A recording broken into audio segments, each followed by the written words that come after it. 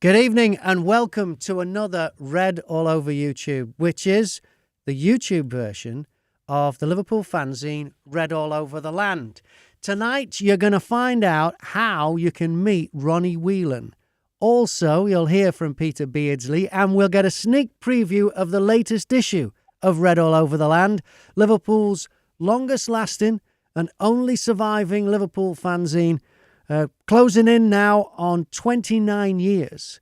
And its creator and editor for all that time is John Pearman. How are you, John? I'm fine, thank you. Fine. How close are we to 29 years of Red All Over the Land? Well, the official date would have been November the 19th, but unfortunately I think that's a Tuesday. So we'll be celebrating it on November the 16th at the Hotel Anfield when the aforementioned Ronnie Whelan should be with us. Excellent. More on that in just a bit. I suppose we have to talk about the latest live event, Saturday night at Hotel Anfield, and it was Peter Beardsley. What was that? What was it like for you, John? Well, for me, it was. It ended up fantastic. It was a long haul getting it all sorted out. We had to get the place sorted, and I had to carry a lot of things over from Chester to the hotel. I was going down, and I got in the taxi on, I think it was Thursday, at Lime Street, and the taxi driver said, "Have you just raided the bloody shop?" Because I've got all that much stuff. And I said, "Oh, I've got an event on Saturday." He said, "Where at? Hotel Anfield?" I said, "Yes." Oh, and he said, "Right, okie doke." I said, "We've got Peter Beardsley." He says, "Yeah, brilliant player. I loved watching him at Goodison because I got a taxi driver who was a blue." Yeah. I should have known that, though, because the actual colour of the taxi was blue. Right. But we had a common theme on the way up there, and he did help me in with all the things I'd got. So he got a pound tip. Nice. And it was a good night, and he got there nice and early. We saw Peter Beardsley there, and here's a picture of you two together hanging out. He's a nice bloke, isn't he? Oh, it's very nice. Yes, he is. He's a real good, very quiet when you're talking to him face to face, and very humble man. I would say, yeah, real good guy. Yeah. I had a talk to him before he did his presentation. This is what he had to say. Peter Beardsley, you're here at Hotel Anfield for Red All Over the Land. How does it feel to be back in Liverpool? Always nice to come home, as I call it, because this was a special club. You know, a record signed at the time, so special memories. You know, we're obviously just across the road from the big stadium, and you know, great what they're doing now. You know, with Slot, he's done a brilliant job. I don't know him, but he looked as though he knows what he's talking about, and I have to say he looks very calm. He's got the players playing really well, even the ones that you were doubtful about. I don't mean you, but some people were doubtful about a few of them. They're doing really well at the moment, so long may it last. We've got a room full of Red All Over the Land readers in there. What can we expect from Peter Beardsley tonight? Probably not much. I'm joking. Stories? Yeah, obviously stories. We had some brilliant times at Liverpool, you know, I maybe shouldn't say it, but obviously at Everton as well, and Newcastle, so playing for England. You know, all the memories that I have will come out, and hopefully they'll enjoy listening. Brilliant, looking forward to it. Peter Beardsley, thank you. You're welcome. Yeah, he was great, wasn't he, John? He was, and the nicest thing was on Sunday morning, he sent both you and I a message and thanking us for having him. Yeah. You know, well, we should have been thanking him for being there. He thanked us for having him. So it was fantastic, yeah. And a nice guy, you know, and he, well, we might say a bit later, he must have talked for what, an hour and 20 minutes, or. I thought he was going to do 40 minutes, and I said, "What time you got to be away?" This was when I was on the phone to him beforehand, and he said, "Oh, I've got to be away for 10 o'clock." I said, "I'll make sure you're away for 10 o'clock." Well, 10 o'clock came, and he was still signing autographs at the end. So I went up to him and said, "Look, we can wind it up now if you like." He said, "No, carry on," and he carried on for half an hour, maybe 3/4 of an hour, even longer. Yeah. Yeah. It was getting a bit. Yeah, we got close near to the mark. Yeah, I think he must have signed everything. And the good thing about Saturday night, not praising ourselves or heaping praise on ourselves or anything like that, But we had, I invited members of the Merseyside Deaf People's Society or Association to come along. That was after meeting them at an event at Anfield. And I said to the people there, do you go to many events? And they said, no, we don't get invited. I said, well, I'll invite you. So you're invited. And I thought, get 8 of them, get a table, and we'll be happy. We got 33, plus 2 of the people that actually managed the department. So there was 35 in total. And the translators as well. Yeah. And we had interpreters, yes. Yeah. 2 of them. We could have done with a third one for Peter Beardsley. But we had the 2 interpreters. And I've got to say now, they cost money, but the club paid for them. The club didn't get in touch with me. They just sent a message saying, we'll pay for them. So the club paid for the 2 interpreters, who were excellent. And on the plus side, were both Reds. Yeah. And I thought it was great when they had to swap over during the show due to it being tiring work. And Peter was just talking about substitutes, wasn't he? And all of a sudden they turned around and they changed. And he said, I didn't mean you. And so I thought, and he told some great stories. And although it wasn't relevant to Liverpool, he did come up with a real good story at the end about one of his best pals in football, Gaza. And the daft as a brush and the birthday cake and all the rest of it. But we can't repeat what he said because obviously there could be children tuning in, and it's not we're not up the 9 o'clock deadline or whatever they call it these days, watershed. So but brilliant night, and it was all in aid of the community basket. I can't say exactly how much we've raised for them, as the totals are not all in. I won't get that until possibly tomorrow or Thursday. But brilliant night, and the people from the Deaf Association really enjoyed themselves, really got involved, and why shouldn't they? When I mentioned about the envelope prize, as we call it, where they had to put £10 in an envelope, the interpreter explained to them what it was all about, and the next thing is they're all putting £10 in the envelope. So they were participating right from the off. And as you know, Graham, when we left, there was a table of them still there. Yeah, but they were there in first and out last, because I got there, right. I think it was about 5 o'clock, and they were showing up then. So they were in first and out last. And they were great. But pretty much everybody that went that wanted either something signed or a photograph or both from Peter Beardsley, they got one. Not just the people who were down for the actual meet and greet. Afterwards, he stayed behind and he signed and he mugged for photos for anybody who wanted one. And that was along with the stuff that people had won in the raffle. And there was some great stuff in the raffle and also in the auction. I mean, things like a signed McAllister shirt, which I think the club shop sells for about 300 quid. And I think we auctioned it for just over 200, wasn't it? So there were some bargains to be had as well. 200 and something, yeah. But the good thing is the club also donated that. So the club were very much supporting us, although they can't obviously come out and advertise it because it's nothing to do with them. But they did support us, and we also had not only George Sefton there, but also the voice of Anfield, but also Stephen Doan, who was the curator of the Liverpool Club Museum for 27 years, and I actually met Stephen possibly 1 week after he started the job.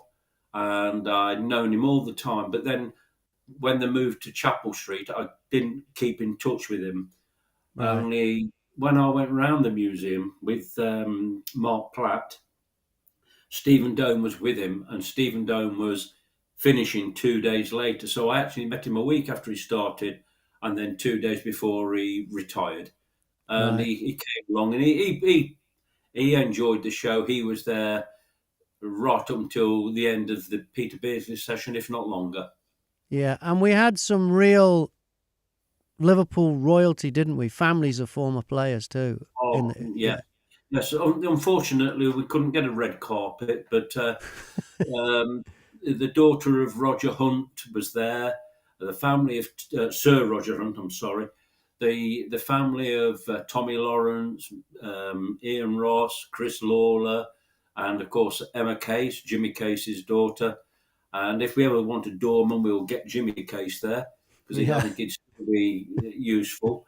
So yes, it was excellent, and everybody seemed to enjoy themselves, and that was the main point. And credit to Mark Kenny, who was on who played, who entertained us musically. Yeah. And we couldn't actually employ him for the second slot, simply down to the fact that Peter Beardsley had overran. Yeah, I had to go and tell him. I said, "Look, you're not going to get your second spot." I said, "You haven't been paid off or anything. It's just that Peter Beardsley went for so long. We haven't got time to get you on. We've got to get on with the auction and the raffle." Yeah. But that was good because he went and bought quite a lot of stuff from the stall. And he told me he spent more money than he made on the night. Yeah, he didn't. He came out. Yeah, but he got some great Liverpool stuff as well because of these events. I mean, in fact, who's the bloke from the Boys Pen Society? What's his name?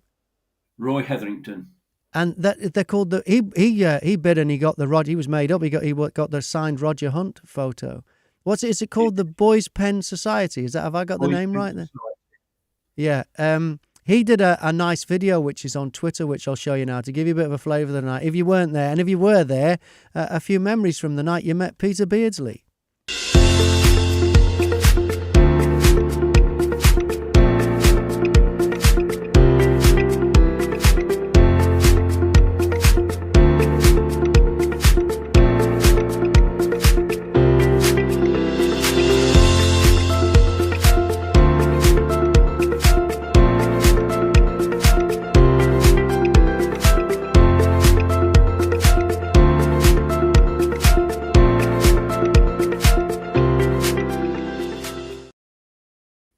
Yeah, it was just a great night, and thanks to him for letting us use that little video there. It's nice.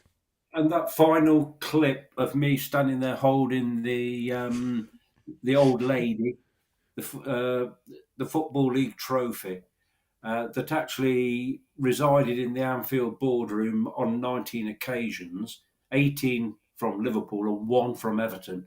We had a replica trophy that we purchased. And that was where we had the envelope prize, where people put money into the envelopes or paid on a card to get into the draw. And that was the final moment of the evening where we rounded it all off and handed over the Football League trophy. And it was 64 centimetres in height, which is almost as high as the actual trophy itself. And it's far, far better than the Premier League trophy and always will be. And the fact is nobody will win it as many times as Liverpool won it. And that's something. Yeah. And now that was in the house of a family on Merseyside. It was the grandson. And they got it for a tenner. Yeah. And went for a tenner. Yeah. Yeah. I'm not going to say how much it's worth, but slightly more than a tenner. Yeah. Yeah. And Regan was great, who helped me with the raffle. She drew the raffle. She was brilliant as always. And our mum, Vicky, worked so hard. The two of them were a great team. Well, there was 3 of them. Who was the third? Yeah. And her other daughter came along. I think she was Mack, her name was. And they looked after all the raffle tickets, taking in all the £10 in the envelopes, and never stopped. And of course, Regan, who's now a regular feature of our events, donated that wonderful, wonderful cushion. Her best yet. She makes them herself, and this one was her best yet. Yeah. Yeah, and it went for £140. It was fantastic. I shouldn't really say that maybe, but it was fantastic. And Regan lives in a family where there's 2 reds, 2 blues, and unfortunately she brought 2 blues with her, a mother and a sister. But what a team! Fantastic. Yeah. We and being honest, we couldn't function on the night without people such as Regan and a mother and a sister. Yeah. And also credit to James and Steve for their part in ushering people around, and of course Steve's son Tom, who not only guided people up to the room, but he also kept filling his dad's pint glass. Yeah. And Andy Knott did another unique painting. Andy Knott, who is read all over the land. What he's been. I met him first years ago when he was selling it, but I didn't realise up until recently, until a couple of years ago, Andy is the guy that has organised all the mosaics on the Kop. And Andy's an artist, and he did a great acrylic of Peter Beardsley, which Peter signed, and of course Andy signed. I forget how much we auctioned that for. He does one for every one of these shows we do. I hope he'll be doing one for the Ronnie Whelan night too. It went for a good price. I shan't reveal how much, but it went for a good price. And as did the one by Simon Jessup as well. And Simon couldn't be there. That was the other the caricature. So and thanks to them both. But thanks mainly, being honest, thanks to everybody that was there and contributed. And I think even Peter says the idea tonight is for you to put your hand in your pocket and spend some money.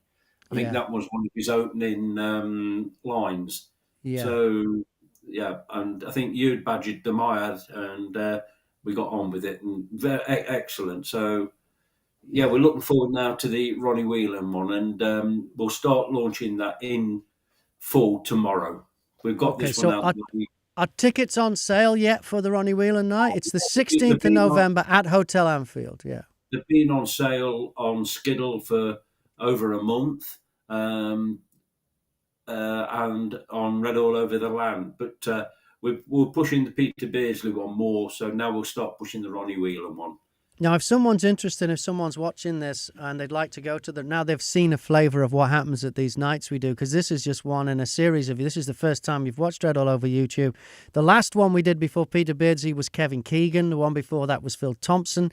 The one before that was a double header with Steve McMahon and John Aldridge. And the one before that was Ian Callaghan. So we are getting some legends of the game. All of them, I think, in the top 100 players that shook the Kop. I think all of them. Anyway, am I right on that one, John? I'm just thinking, So, if you're interested and you'd like to get outside the top 100, what's that, John? We don't deal outside the top 100. Okay, all right. So, if you're interested in getting some tickets, how do they get hold of them right now, John? There's simple ways. They can either click on Skiddle and Google Ronnie Whelan, or they can visit Read All Over the Land, which is on the screen. Yeah, readallovertheland.com. Yeah. And go to the link that's got Ronnie Whelan. Failing that, get in touch with me at readallovertheland@gmail.com. Okay, and it's going to be the same setup. We're going to have music, community singing. We're going to have the guest, which is Ronnie Whelan, and we'll also have some unique auction lots. And if it was like last time, stuff that's been donated by the club, and some unique stuff like from the artist Andy Knott, and something for everybody. And even the raffle prizes, as usual, John, were great. So you don't have to spend that much money if you haven't got the big money to play with in the auction. If you just want to spend a tenner, you might win something special in the envelope game. Yeah, they're great nights. So get your tickets now, 16th of November. They will be limited to about 200, won't they, John? Don't think we can get many more in that room.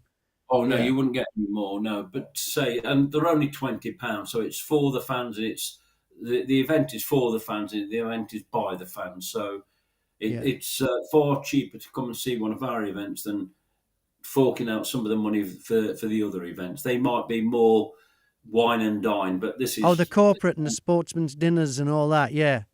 So how much are tickets again, John, just as a reminder? Because that's important. £20. £20. Yeah. £20, it's a bargain. It's a bargain, yeah. All right, then. So let's talk about football then briefly, John. This international break feels like the longest ever. Well, I don't know why this one feels so long. It's almost like a mini closed season. I can't wait for the football to start again. Well, they're always 2 weeks, but this one is... I think because a lot of the games actually finished on Sunday, and Liverpool have been a bit lucky because Virgil van Dijk got sent off, so he couldn't play in their Holland's final game. Right. Mo Salah was given a leave of absence to come back to the UK because of issues with the Egyptian squad and their fixtures. Because the international break often, it's like a handicapping thing for the top teams, isn't it? Because the top teams have got the most internationals, so they put the most internationals in danger of getting injured, and when they're injured and they can't play for their club, that's a handicapping thing for the Premiership. That's how it works, isn't it? It is in some ways, but this weekend we're playing Chelsea, and they've possibly had as many players away on duty as we, if not more.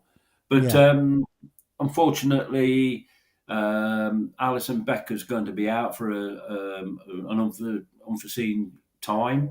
Why didn't Kelleher play against? Why didn't he when he came on for him? Why wasn't it Kelleher? Why was it? He was ill. Oh, okay, all right, okay. He was ill. Okay, right. So, but Jaros is an international, so a regular international. So we've been lucky in that respect that we've so far we've got through the international break reasonably well, but we'll know the full story tomorrow. But, so it's all down to Sunday, and we can't make the excuse that we had against Nottingham Forest that the international break hampered us, because it's hampered Chelsea as well. Yeah, how do you think we'll go? We're going into it top of the table. That's got to help, hasn't it, for a bit of confidence? All I'm going to say is the next international break is in November, when we've got the Ronnie Whelan night. If we're still top then, having played Chelsea, Arsenal, Aston Villa, then I'll be happy. And if we're still unbeaten in Europe after a game against Leipzig, then again, I'll be happy. Okay. Do you think we'll do okay against Chelsea then? Who knows? I'm still waiting to see how this team reacts in a certain situation. I'll be fair. We've played the league games we've played. We should have won. The ones we've won, we should have won. The one the exception of Manchester United, but the one we lost, we shouldn't have lost. No, we shouldn't have. That's a Forest. Beaten Nottingham Forest, but we didn't. Yeah. But then again, on paper, maybe we shouldn't have beaten Manchester United, but we did. So we're probably par for the course on points. So now the serious business starts. Well, talking about serious business and players' contracts, Van Dijk, Salah and Trent all out of contract by the end of the season. I think the way it works is in 2 months they'll be able to talk to other clubs. How big a worry is that for you, John? It's a big worry for everybody connected with the club. But unfortunately, the club works in mysterious ways on contracts at Liverpool. I can't believe that we're going to let Trent Alexander-Arnold go for free when his market value is probably 70 or 80 million. It might be. Do we know that for definite, that if he goes, he'll go for free? He goes for free. Okay. Virgil van Dijk he goes for free. We could still pick up 30 odd million for Virgil van Dijk. And Mo Salah, if he goes for free. And Mo Salah would still be worth 50 or 60 million. So it doesn't sound common. It doesn't sound sound business to let these players go for nothing. Even if there's a small payoff, I don't know, but they shouldn't be going for nothing. They should be tied down. Well, that's my opinion. However, the club know what they're doing on these things, I believe. So we shall see. We shall see. We can't predict it because football's an unpredictable game on the field. It's also unpredictable off it because you don't know what's going to happen. You don't know who's going to sign. I don't believe in all the rumours. If I followed all the rumours and said, yeah, we're signing him and him, as Peter Beardsley mentioned, you know why they've got such a big dugout now. They've got that many players signed on. They've got to sit them somewhere. And that's how it is. And the rumour mill is a pain in the rear. I just hope that the club have got it all in hand and will sort it out. But we will find out. All right. Whatever happens, Red All Over the Land, the latest issue 306, have I got the number right, John? Yeah. Will be on sale at the Chelsea game. And this is the cover. Do you want to talk us through the cover first, John, before you give us a sneak preview as to what's inside? Well, what's inside is going to be the usual. The Dutch Masters, because at this moment in time, Gravenberg has been the hit of the season. Virgil van Dijk is the captain and is leading by example and getting himself sent off again for Holland so he could be fit enough for Saturday. I mean, for Sunday. That's really showing club The loyalty. Yeah. yeah. And of course, Cody Gakpo, a little bit on the outside still, but came on in the recent game, scored twice. No, didn't he? Started a recent game, scored twice. He's doing okay. He's now looking like the player that we were told he was. And of course, we've got another Dutchman at the back on that picture who is the head coach. Well, we can call him the manager if we want, but his official title is head coach. So there you go. And I actually like that, Dutch Masters. I thought that was a good idea. Yeah. And inside... Designed by Andy Knott. Was it by Andy Knott? Great. Yeah. Okay, so it's another Andy the idea, and Andy designed it. So there, yeah. Brilliant. And inside, what can we look forward to, John? Well, it's all the usual. We've got a couple of new writers. One called Peter Bolster, who's written about the congestion and fixtures. We've got James Cranford, who's written before. He's writing in there. Russell Bedford, who missed the last episode, last issue. He's back for this one. So, yeah, we're getting some new writers, which is good. And, of course, Mark Kerr, who was at the event on Saturday, he's written for us and he will write again. And he's writing about some of the myths surrounding things like the touching of the sign at Anfield, the This is Anfield sign. There's myths around it, okay. Yeah, there's myths around everything. As you know, because last year, was it 2 years ago, we discussed all the myths around You'll Never Walk Alone. So yes, how that started, and there's no definitive answer to that yet. No, there's not. There's no definitive answer to a lot of things, but myths and myths sometimes get in the way of facts, but myths make legends, and legends make myths. That's how I view it, anyway. Okay, so, and if somebody wants to get a copy of Red All Over the Land and they can't get to the match, they can subscribe, can't they? Or if they used to go to the match or whatever, because tickets are hard to get now. How do they subscribe, John? Just by visiting the name on there, the RAOTL.com. It's available. Actually, you can buy it now or you can pre-order it now. And it will be on sale at the ground on Sunday from Steve, Andy, Martin and myself. And we're in the usual places. Unfortunately, we're struggling to find anyone to go and sell at the back of the Anfield Road end. But in fairness, the back of the Anfield Road end still needs a bit of sorting out. It's still a bit like London in the rush hour. Didn't you have Liam up there at the back there selling at one stage? Liam doesn't come to every game. Liam only gets there because he lives in Northern Ireland. Yeah. But when he comes, he will be. If he's not selling in a spot that I ask him to, he'll be standing next to me, requesting that people. And I say that politely, requesting that people buy a copy. Yeah. He's quite forceful in his request. He is. And a wonderful guy. Him and David, who we're going to have on this show very soon. We've got to have on. And there's more details in there about the Ronnie Whelan night, isn't there? In the latest Ronnie Whelan night. It's on the back, inside back cover. We just want people to come along. As I say, I'll be pushing it as from tomorrow. We've got 3 weeks to fill the venue, and hopefully we'll do that. And whatever happens, it will be the show goes on, and it will be a good night. Yeah, it will be a good night. Before we wrap this up, John, we should mention Peter Cormack. So very sad news we've had. Yeah, Peter Cormack signed from Nottingham Forest in '72. Won a couple of leagues, a couple of UEFA Cups and the FA Cup. He was one of those players who, when you're talking about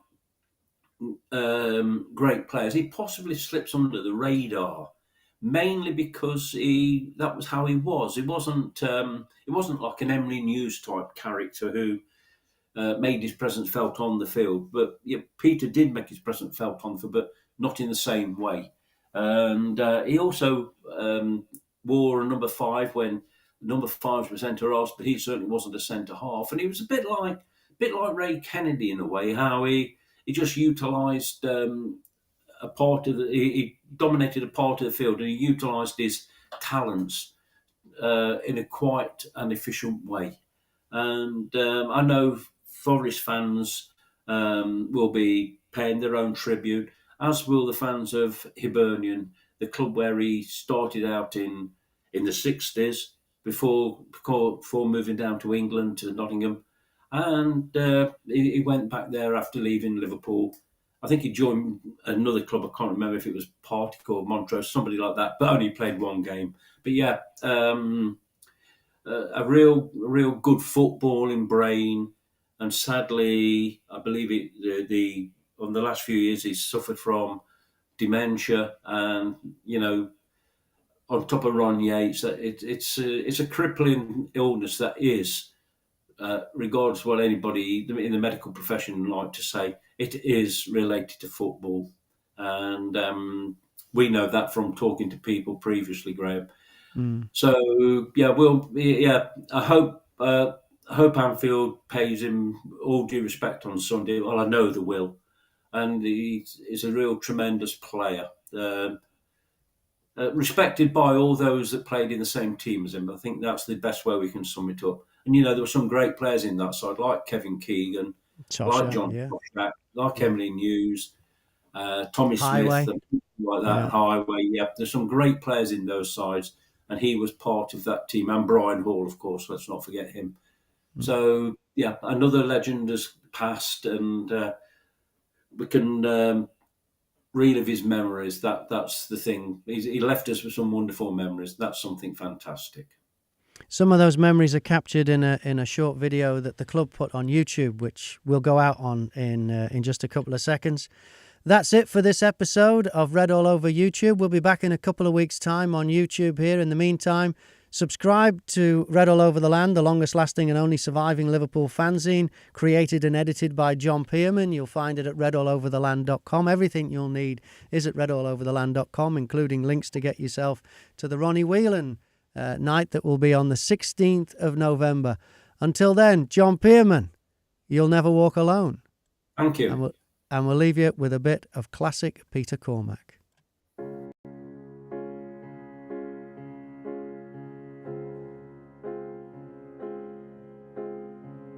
My dad was a Hearts supporter. I was the first ground staff boy at Tynecastle since Tommy Walker. Clean the stands, sweep the stands. The Hibernian manager came to my house and we managed to get a deal. That was me signed for Hibs. I wanted to be a regular in the first team at Hibernian, which I did. I played against Real Madrid at Easter Road. I think there was about 60,000 in the stadium. Played against Di Stefano and Gento and Puskas. And I scored one of the goals. I ended up getting transferred to Nottingham Forest. I got called in when I was at Forest. He says, "Peter, you're going to Liverpool." My words were, "When's this going to happen?" He says, "Well, you're on the next train." When I walked in the place, I got down the steps and I just remember walking onto the park. I thought, geez, I'm going to play here. Seemed to hit it off, Keegan, myself and Toshak and Highway. Highway. Cormack! His home debut. His first goal for the club. You get your first goal and your first win. Part of the family, part of the party. Cormack! One of the new boys! The first derby and getting the winning goal. That was special. And the club go wild! For a midfield player, I always looked at setting my target, trying to get 16, 18 goals. Cormack! Cormack up! Great goal by Cormack! That squad was as good as anything. And Shankly always said to us, there's only two teams can win the league, and it's Liverpool or Leeds. Cormack! It was magic. You knew then we would win the league. To win the league, you have to be the best side throughout the year and all the ups and downs. And we certainly were the best side at that time. And there's the whistle, and Liverpool are champions. Well, that's your ambition, isn't it, I think, to come to a club as big as Liverpool. The honour that they've waited for so long is now theirs. Welcome to Mönchengladbach for this UEFA Cup final. At that time, I think it was more difficult to win the UEFA Cup than it was the European Cup. And it's all over. Liverpool have won the UEFA Cup. Their first conquest in Europe. It would be very difficult to find a squad that was any better anywhere. I don't think so. I think every player's ambition is to win the FA Cup. Yes! And Newcastle were undressed. For me, greatest achievement. And the cup belongs to Liverpool. Oh, that's memories that stick with you forever. Mostly for the fans, because it's their day and a special time. It's always difficult to follow a Shankly, you know, and Bob was the only one that could come in. I felt in the dressing room then as well that the guys wanted to win for Paisley. My best days and my best times in football are always at Anfield and at Liverpool. Because I loved the place and I loved just playing for Liverpool and the supporters and the manager. Entertaining or trying to entertain in front of 50,000 every week, it's probably the biggest buzz you'll ever get in your life. Cormack, 1-0 to Liverpool, and Peter Cormack's first goal of the season. Always said there's nothing greater than playing in front of the Kop. Toshak, and it's there! Peter Cormack gets number 3. The support they give you, they lift you. The fear goes, you're not frightened. I had the same respect for them as they probably had for me. We had a lot of great times in Liverpool and I loved it.